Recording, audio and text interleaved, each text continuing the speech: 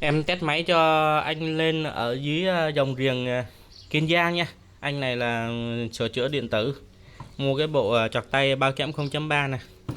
Bộ này sau này thì không cần phải nâng cấp nữa anh em ơi. Bộ này rất là khỏe rồi, biến áp siêu to luôn. Biến áp to nặng. Cáp AWG siêu mềm, to, dài. Thoải mái cho anh em chơi kẽm 0.3 cả ngày. Hàn kẽm 0.4 ok luôn. Em mở sẵn 9 chương trình này.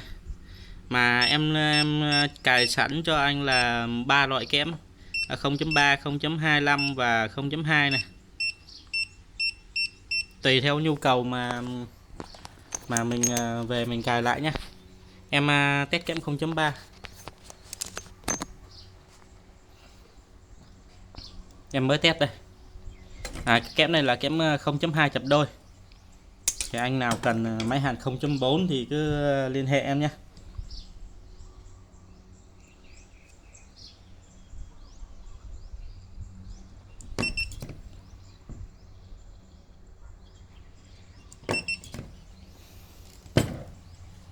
Đây nha, mối hàn trắng ngấu nha.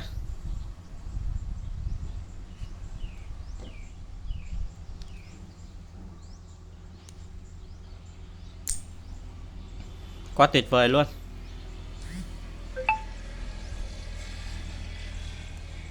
Ok chưa anh em? Kẽm này là kẽm 0.2 chập đôi nha. Anh nào cần máy hàn kẽm 0.4 thì hú em.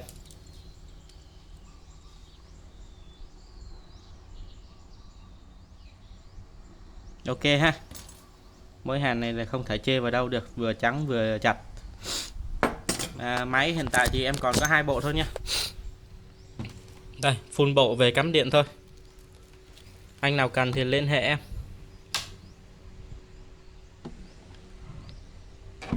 Cảm ơn anh lên ở Đồng Riềng Kiên Giang ủng hộ em nhé.